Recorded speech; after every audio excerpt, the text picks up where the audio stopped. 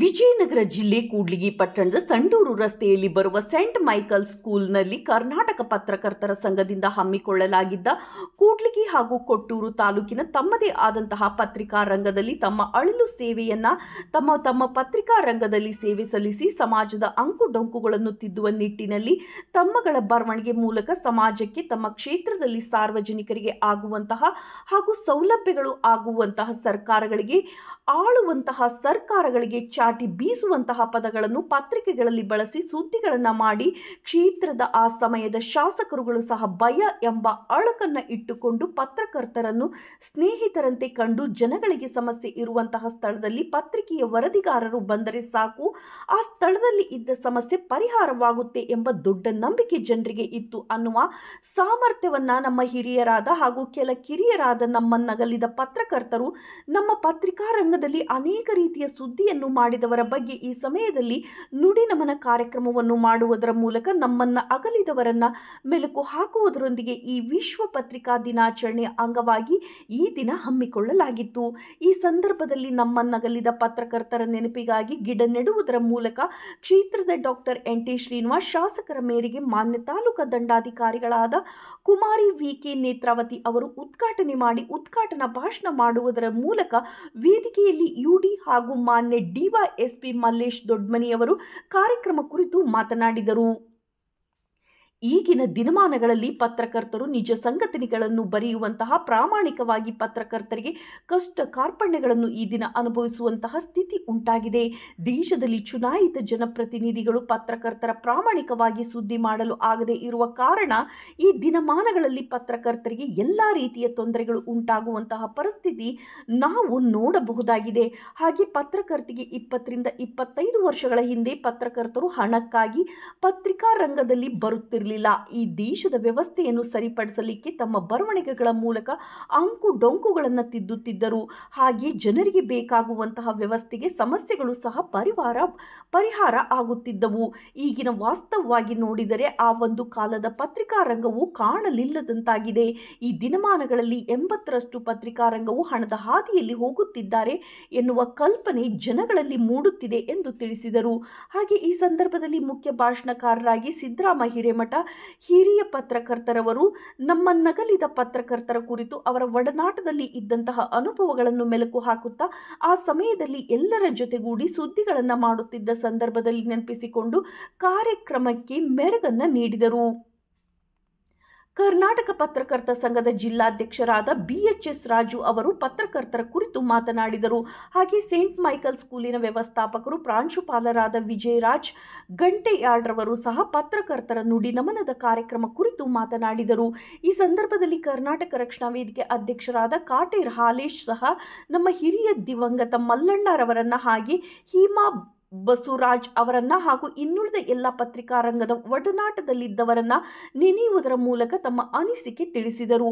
ಹಾಗೆ ಈ ಸಂದರ್ಭದಲ್ಲಿ ಮಾಜಿ ತಾಲೂಕಾ ಪಂಚಾಯಿತಿ ಉಪಾಧ್ಯಕ್ಷರಾದ ಶ್ರೀಮತಿ ವಿಶಾಲಾಕ್ಷಮ್ಮ ರಾಜಣ್ಣರವರು ಸಹ ಮಾತನಾಡಿದರು. ಸರ್ಕಾರಿ ನೌಕರರ ಸಂಘದ ಅಧ್ಯಕ್ಷರು ವೆಂಕಟೇಶ್, ಅಖಿಲ ಭಾರತ ವೀರಶೈವ ಸಮಾಜದ ಅಧ್ಯಕ್ಷರಾದ ಸುನೀಲ್ ಗೌಡ್ರು ಹಾಗೂ ಕಾರ್ಯದರ್ಶಿಗಳಾದ ಗಿರೀಶ್, TSS ಸಂಘದ ಜಿಲ್ಲಾ ಪಂಚಾಯಿತಿ ಸಂಚಾಲಕರಾದ S. Durgesh, shamiana and supplier ಸಂಘದ ಅಧ್ಯಕ್ಷರಾದ ಮೆಕ್ಲರ್ ಚಂದ್ರಣ್ಣ ಹಾಗೂ ನಮ್ಮನ್ನಗಲಿದ ಪತ್ರಕರ್ತರ ಕುಟುಂಬದವರ ಒಬ್ಬರಿಗೆ ಗೌರವಪೂರ್ವಕ ಸನ್ಮಾನ ಮಾಡಲಾಯಿತು. ಹಾಗೆ ಸಂಘದ ಅಧ್ಯಕ್ಷರುಗಳು ಹಾಗೂ ಸದಸ್ಯರುಗಳು ಕಾರ್ಯಕ್ರಮದಲ್ಲಿ ಭಾಗವಹಿಸಿದ್ದರು. ಕಾರ್ಯಕ್ರಮದ ನಿರೂಪಣೆಗಾರರಾದ ವೀರೇಶ್ ಸಾಸಲ್ವಾಡ್ ವಾಸ್ವಿ ಶಾಲೆಯ ಮುಖ್ಯೋಪಾಧ್ಯಾಯರು ಕಾರ್ಯಕ್ರಮವನ್ನು ನಿರ್ವಹಿಸಿದರು. ವರದಿ ಹೊಂಬಾಳೆ ತಿಪ್ಪೇಸ್ವಾಮಿ ಮೀನಕೆರೆ, BSP ನ್ಯೂಸ್ ಕೂಡ್ಲಿಗಿ. ನಮಸ್ಕಾರ. ಮೊದಲನೇದಾಗಿ ಎಲ್ಲ ಪತ್ರಕರ್ತ ಮಿತ್ರರಿಗೆ ಪತ್ರಿಕಾ ದಿನಾಚರಣೆಯ ಶುಭಾಶಯಗಳನ್ನು ಕೋರ್ತೀನಿ. ಇವತ್ತು ಪತ್ರಿಕಾ ದಿನಾಚರಣೆ ಹಾಗೂ ಪತ್ರಿಕಾ ವಿಭಾಗದಲ್ಲಿ ಸೇವೆಗೈದು ಏನು ನಮ್ಮನ್ನಗಲಿದ್ದಾರೆ ಅವ್ರನ್ನೂ ಕೂಡ ನೆನೆಸುವಂಥ ಒಂದು ನುಡಿ ನಮನ ಕಾರ್ಯಕ್ರಮನ ಹಮ್ಮಿಕೊಂಡಿದ್ದಾರೆ. ಸೊ ಈ ಕಾರ್ಯಕ್ರಮದಲ್ಲಿ ಈಗ ತಾನೇ ಮುಖ್ಯ ಭಾಷಣಕಾರರಾಗಿ ಸಿದ್ದರಾಮ ಹಿರೇಮಠ ಸರ್ ಭಾಳ ವಿಸ್ತಾರವಾಗಿ ಪತ್ರಿಕೋದ್ಯಮ ಈ ಪ್ರಾದೇಶಿಕವಾಗಿ ಯಾವ ಥರ ಬೆಳಕು ಬಂತು ಮತ್ತು ಇದಕ್ಕೆಲ್ಲ ಯಾರ್ಯಾರು ಕಾರಣಕರ್ತರು ಅನ್ನೋದನ್ನು ನಮಗೆಲ್ಲ ಹೇಳ್ಕೊಟ್ಟಿದ್ದಾರೆ. ತುಂಬ ಚಿಕ್ಕ ವಯಸ್ಸಿಗೆ ಅವ್ರು ತೀರ್ಕೊಂಡಿದ್ದಾರೆ. ಯಾರು ಪತ್ರಕರ್ತರಾಗಿದ್ದಾರೆ ಅವ್ರ ಜೊತೆ ತಾಲೂಕು ಆಡಳಿತ ಯಾವಾಗಲೂ ಇರುತ್ತೆ, ನಿಮ್ಮ ಪತ್ರಕರ್ತ ಸಂಘದ ಜೊತೆ ಅಂತ ಹೇಳ್ತೀನಿ. ಆಮೇಲೆ ಪತ್ರಕರ್ತರ ಬಗ್ಗೆ ನಾನು ಲಾಸ್ಟ್ ಮೀಟಿಂಗಲ್ಲೂ ಹೇಳ್ತಿದ್ದೆ, ಪತ್ರಕರ್ತರು ಬರೆಯೋ ಬರವಣಿಗೆ ನನ್ನ ಜೀವನದಲ್ಲಿ ತುಂಬ ದೊಡ್ಡ ಪಾತ್ರ ವಹಿಸಿದೆ. ನನ್ನ ಎಕ್ಸಾಮ್ ಪ್ರಿಪ್ರೇಷನಿಂದ ಹಿಡಿದು ಈಗ ನನ್ನ ಪ್ರೊಫೆಷನ್ವರೆಗೂ ನೀವು ನಮ್ಮ ವ್ಯಾಲ್ಯುವೇಟರ್ಸು ಹೌದು, ಅಪ್ರಿಷಿಯೇಷರ್ಸು ಹೌದು. Thank you. ಅಂದರೆ ಈಗ ಬೇರೆ ತಾಲೂಕಲ್ಲಿರೋವಂಥ ಹಾವಳಿ ನಮ್ಮಲ್ಲಿಲ್ಲ ಸರ್. ಆ್ಯಕ್ಚುಲಿ ಅದೊಂದು ಪ್ಲಸ್ ಪಾಯಿಂಟ್ ನಮಗೆ ಇರೋದನ್ನ ಹೇಳಿದರೆ ದೇ ವಿಲ್ ಅಕ್ಸೆಪ್ಟ್. ಬೇರೆ ಕಡೆ ಎಲ್ಲ ಪತ್ರಕರ್ತರದು ಅನ್ನೋದೊಂದು ದಾಂಧಲೆ ಆಗೋಗ್ಬಿಟ್ಟಿದೆ, ಒಂದು ಹಾವಳಿ ಆಗೋಗಿದೆ. ಅದು ಕೂಡ್ಲಿಗಿ ತಾಲೂಕಲ್ಲಿಲ್ಲ. ಸೊ ಇದನ್ನು ಹೀಗೆ ಕಂಟಿನ್ಯೂ ಮಾಡ್ಕೊಂಡು ಹೋಗಿ ನಿಮ್ಮ ಜೊತೆ ಯಾವಾಗಲೂ ತಾಲೂಕು ಆಡಳಿತ ಇರುತ್ತೆ ಅಂತ ಹೇಳ್ತೀನಿ. ಥ್ಯಾಂಕ್ ಯು ಮುಖ್ಯಸ್ಥರೇ ಮತ್ತು ಎಲ್ಲ ಅತಿಥಿಗಳೇ. ಪತ್ರಿಕಾ ದಿನಾಚರಣೆ ಜುಲೈ 5ನೇ ತಾರೀಕು ನಾವೆಲ್ಲ ಆಚರಣೆ ಮಾಡ್ತಿದ್ದೀವಿ. ಇದರಲ್ಲಿ ಒಂದು ಅರ್ಥಪೂರ್ಣ ಕಾರ್ಯಕ್ರಮ, ನಮ್ಮನ್ನಗಲಿದ ಪತ್ರಕರ್ತರಿಗೆ ನುಡಿ ನಮನ ಅನ್ನೋದು.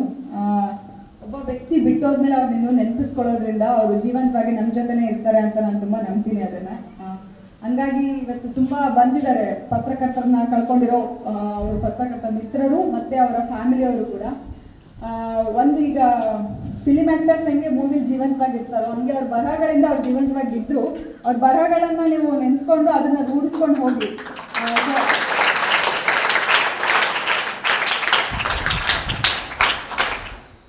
ಸೊ ಅವ್ರ ಪತ್ರಿಕೆಗಳಲ್ಲೇ ಅವ್ರು ಜೀವಂತವಾಗಿರ್ತಾರೆ.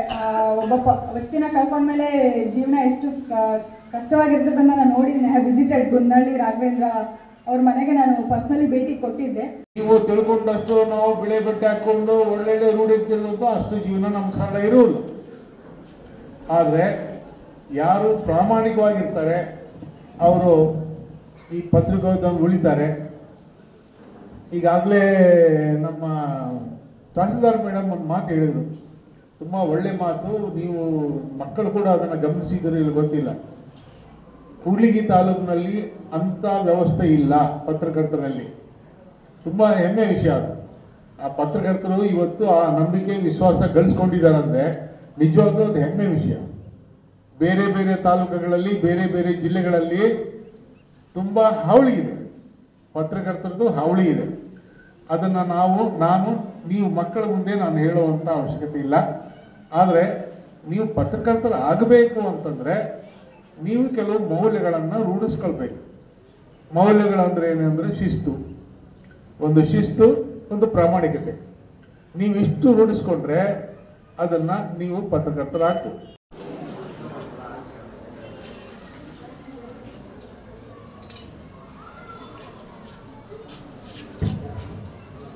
ಪತ್ರಿಕಾ ಮಾಧ್ಯಮದ ತಾರೆಯರಿವರು, ಸಮಾಜದ ಪ್ರತಿಬಿಂಬಗಳಿವರು, ಬದುಕಿನ ಪರದೆ ಹಿಂದೆ ಮಿಂಚಿ ಮರೆಯಾದಂಥ ಕಣ್ಮಣಿಗಳಿವರು, ನಮ್ಮ ಬದುಕಿಗೆ ಭರವಸೆಯ ಊರುಗೋಲುಗಳಿವರು, ಬದುಕಿಗೂ ಭರವಸೆಯ ಮಧ್ಯೆ ಮಿಂಚಿ ಮರೆಯಾದವರು ಇವರು ನಮ್ಮ ಪತ್ರಿಕಾ ಮಾಧ್ಯಮದ ಮಿತ್ರರು.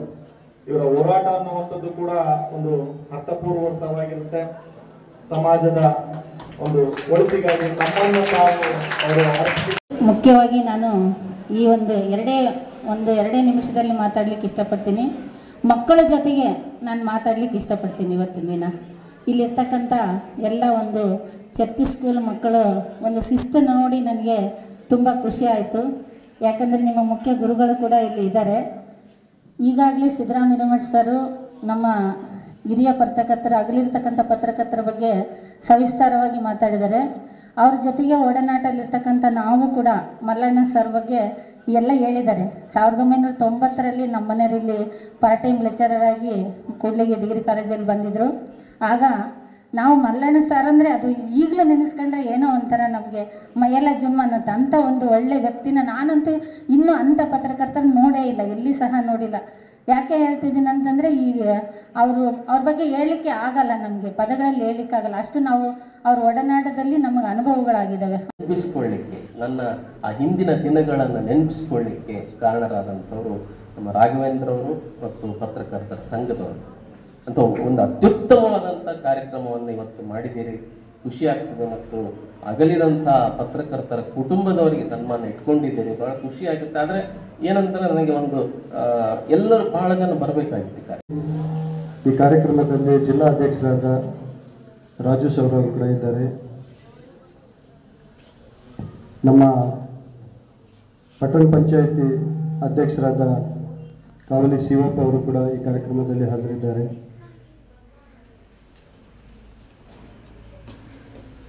ಸೊ ನೌಕರ ಸಂಘದ ಅಧ್ಯಕ್ಷರಾದ ವೆಂಕಟೇಶ್ ಅವರು ಮತ್ತು ಮುರಳೀಧರ್ ಶೆಟ್ಟರ್ ಅವರು, ಸುನಿಲ್ ಗೌಡರು, ಗಿರೀಶ್ ಅವರು, ಕಾಟೆ ಹಾಲೇಶ್ ಅವರು, ಮತ್ತು ದಲಿತ ಮುಖಂಡರಾದ ದುರ್ಗೇಶ್ ಅವರು, ಚಿದಾನಂದ್ ಅವರು, ಕೊಟ್ರೇಶ್, ವಿಶಾಲಕ್ಷ್ಮಿ ಮೇಡಮ್ ಅವರು, ರಾಜು ಅವರು, ಹಾಗೂ ವೇದಿಕೆಯ ಮೇಲೆ ಆಸೀನರಾದ ಗಣ್ಯಮಾನ್ಯರೇ ಹಾಗೂ ಈ ಶಿಕ್ಷಣ ಸಂಸ್ಥೆಯ ಮುಖ್ಯಸ್ಥರೇ, ಮುದ್ದು ಮಕ್ಕಳೇ, ಹಾಗೂ ಈ ಕಾರ್ಯಕ್ರಮದಲ್ಲಿ ಹಾಜರಿರುವ ತಾಯಂದಿರೇ, ಶಿಕ್ಷಕ ವೃಂದವೇ, ಗಳಿಗೆ ಅವರ ಒಂದು ಗೆಲುವಿಗೆ ನಾವೆಲ್ಲರೂ ಕೂಡ ಸ್ಫೂರ್ತಿದಾಯಕವಾಗಿರಬೇಕು, ಎಲ್ಲರನ್ನೂ ಕೂಡ ನೆನೆಯುವಂತಾಗಬೇಕು ಅನ್ನೋ ಕಾರಣಕ್ಕೆ ಈ ಒಂದು ಕಾರ್ಯಕ್ರಮವನ್ನು ಏರ್ಪಡಿಸುವಂಥ ಕೆಲಸ ಆಯಿತು.